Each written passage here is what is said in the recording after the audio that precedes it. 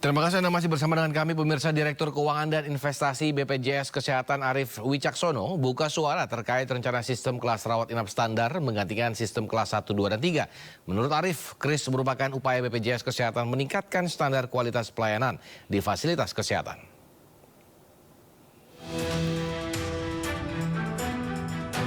Arief mengatakan sesuai dengan Perpres Nomor 59 tahun 2024, mekanisme pelaksanaan KRIS akan diatur lebih lanjut melalui Peraturan Menteri Kesehatan. Namun sampai saat ini belum ada regulasi turunan dari Perpres Nomor 59 tahun 2024 tersebut, sehingga mekanisme KRIS belum dapat diketahui secara pasti.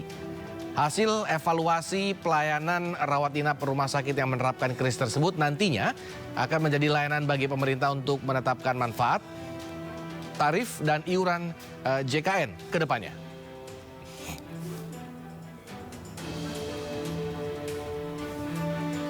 Kelas 1, 2, 3 itu kalau untuk peserta JKN selama ini pelayanan diberikan sama, dokternya sama, obatnya sama, cuma jika tidur tempatnya berbeda.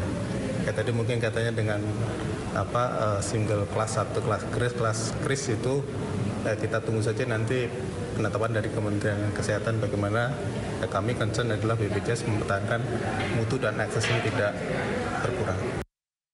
Sementara Kepala Biro Komunikasi dan Pelayanan Publik Kemenkes, Siti Nadia Tarmizi, mengatakan penerapan KRIS sedang mulai dilakukan dengan uji coba terhadap 10 rumah sakit yang ada di berbagai wilayah. Nadia juga mengungkapkan saat ini sedang digodok terkait besaran iuran dan manfaat yang akan dibebankan maupun diterima untuk peserta BPJS dalam penggunaan layanan terbaru berupa KRIS. Karena perpresnya baru ditandatangani ya, untuk langkah selanjutnya kan memang kita harus melakukan revisi ya terhadap beberapa peraturan Menteri Kesehatan, termasuk juga penetapan iuran mengenai BPJS ini. Karena kita harus menghitung juga manfaat apa setelah penerapan kelas rawat inap standar ini, nanti benefitnya itu seperti apa. Benefit itu artinya kalau kemudian perhitungannya iuran itu masih ada tambahan-tambahan yang selama ini tidak dijamin oleh BPJS akan dimasukkan di dalam BPJS ya. Kita tahu kan mungkin ada beberapa jenis obat yang mungkin tidak masuk di dalam BPJS, sekarang masuk jadi BPJS, itu akan menjadi salah satu komponen perhitungan kita dalam menghitung iuran BPJS ini, tentunya bersama dengan BPJS sendiri dan juga stakeholder lain yang terkait seperti Kementerian Keuangan dan sebagainya. Nah, nanti kita tunggu. Sementara itu, Wakil Ketua DPR RI Sufmi Dasko Ahmad menyebut persoalan BPJS KRIS akan dibahas di masa sidang ini. Dasko mengatakan Komisi Teknis dalam hal ini Komisi 9 akan mengundang pihak BPJS untuk meminta penjelasan tentang KRIS. Pembahasan lebih lanjut akan dilaporkan ke pimpinan DPR untuk mengambil langkah-langkah yang sesuai dengan hasil konsultasi. Sebelumnya, pengganti layanan perawatan ini tercantum dalam Perpres Nomor 59 Tahun 2024 tentang jaminan kesehatan yang ditandatangani Presiden Joko Widodo 8 Mei 2024.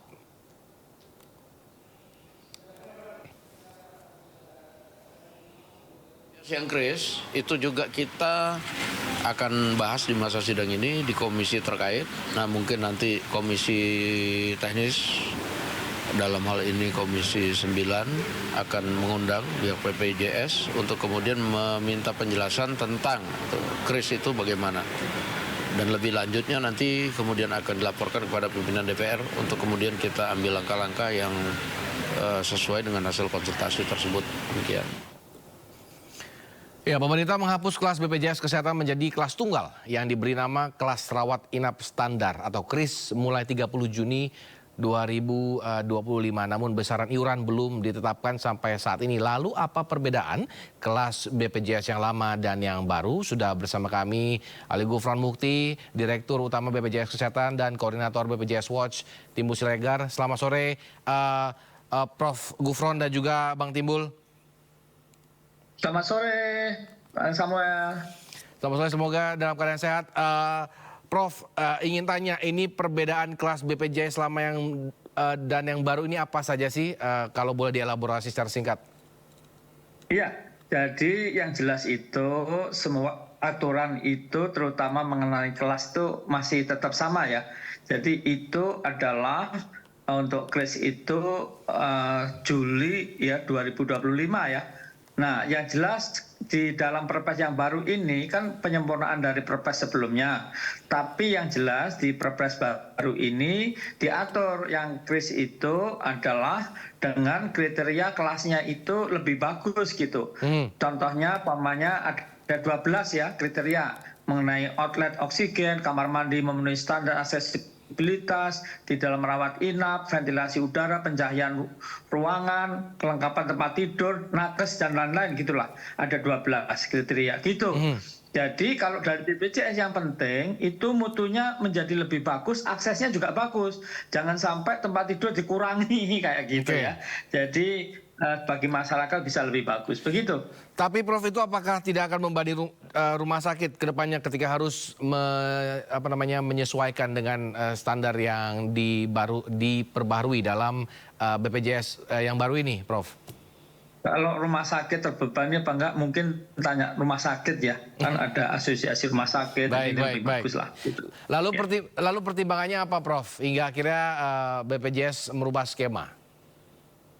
BPJS ini kan istilahnya BPJS bukan regulator ya. Jadi saya kira ya kalau BPJS itu yang penting sekarang ini kan transformasi mutu layanan. Bisa lebih mudah, lebih cepat, ya, dan bisa online, bisa dari rumah, dan non diskriminatif ya, jangan didiskriminasi ya. Kebetulan saya kan mantan dekan Fakultas Kedokteran ya, bahkan ketua dekan-dekan kedokteran seluruh Indonesia itu sumpah nggak pernah dokter itu di dalam memberikan pelayanan medis membeda-bedakan suku, agama ataupun juga status ya, sosial ekonominya dia peserta BPJS atau bukan gitu. Oke. Berarti itu yang terutama ya, Prof. Ya. Bang Timbul seperti apa Bang Timbul terkait dengan rencana perubahan BPJS kesehatan kali ini? Ya, kedengeran suara saya ya.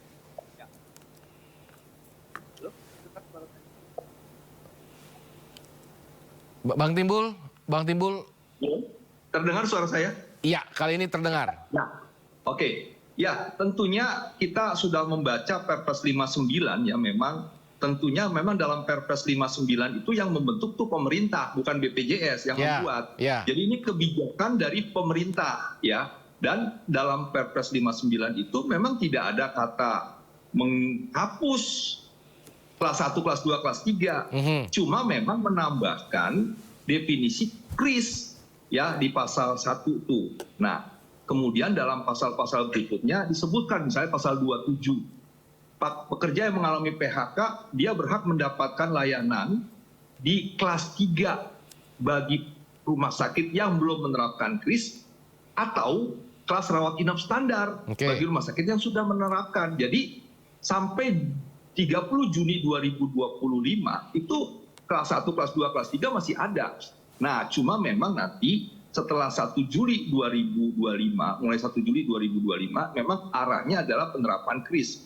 Nah, kalau dari wacana dan narasi yang selama ini disampaikan oleh pemerintah, Kementerian Kesehatan, DJSN ya, bukan BPJS nih ya, ini DJSN dan BPJS, Kementerian Kesehatan, mereka itu mau membuat ruang perawatan itu satu ruang perawatan. Jadi waktu awal-awal kajian itu ya, ada 2 kris PBI dan kris non PBI. Jadi PBI dan non PBI. Awalnya 2. Setelah itu berubah lagi menjadi kris itu jadi 1. Nah, wacana dan narasi kris satu ruang perawatan dengan maksimal 4 tempat tidur itu terus mengemuka sampai ada uji coba di 10 rumah sakit pusat, vertikal, daerah dan swasta. Sampai sekarang tuh wacana itu tetap. Nah, jadi kalau saya duga kuat 1 Juli 2025 nanti memang akan terjadi proses penghapusan kelas dan diterapkannya kris kelas rawat inap 1 ruang perawatan. Nah, ini yang menurut kami juga akan punya masalah, banyak masalah gitu.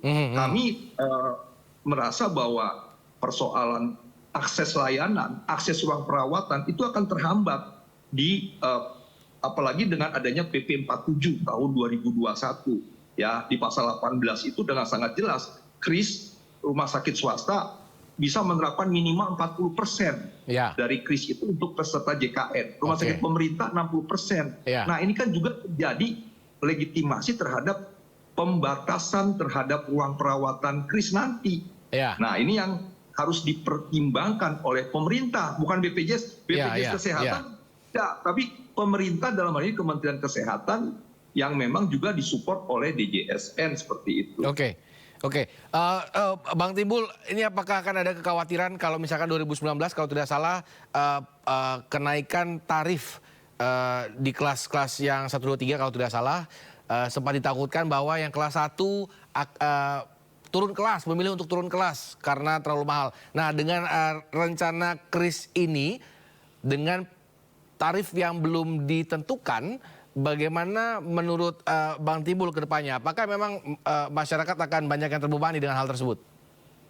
Ya, jadi selama ini, sekarang ini memang masih ada tetap kelas 1, kelas 2, kelas 3. Ya. Kelas 1 bayar 150, kelas 2 100.000, dan kelas 3 35.000, dapat Ya. subsidi 7.000 dari pemerintah. Nah, nanti ketika kris ini berlangsung, ya kan artinya ada satu ruang perawatan doang, ya itu kan berarti tidak ada lagi kelas 1, kelas 2, kelas 3, maka iurannya pun akan berubah. Nah, kalau berubah berarti hanya ada satu iuran. Ya. Nah, satu iuran itu yang sedang lagi didiskusikan mungkin ya secara aktuaria dihitung. Tetapi kalau saya sih menduga juga nih ya bahwa nilainya itu nanti antara kelas 3 dan kelas 2. Jadi antara 42.000 sampai 100.000 ya. Nah, dengan adanya nanti single iuran tadi, iuran tunggal tersebut, maka ini yang akan menjadi potensi penurunan pendapatan DJS JKN, pendapatan BPJS Kesehatan. Nah, karena apa? 150 akan turun, 100.000 akan turun. Nah, kelas 3 akan naik. Nah, persoalannya 35.000 saja masih ada yang nunggak, apalagi nanti dinaikkan. Nah, ini kan juga menjadi pemberatan bagi masyarakat ya yang kelas 3. Sehingga kris ini juga nanti akan berpotensi menurunkan pendapatan iuran BPJS Kesehatan. Kedua, menjauhkan masyarakat mendapatkan akses layanan JKN. Jadi menurut saya ini akan menjadi persoalan juga bagi pemerintah, Kementerian Kesehatan harus memikirkan dong bagaimana JKN ini yang sudah baik ini, yang sudah memberikan banyak manfaat kepada masyarakat, jangan diganggu sehingga menjadi persoalan berikutnya nanti ke depan 1 Juli 2025 kan begitu. Baik. Prof Gufron, Prof.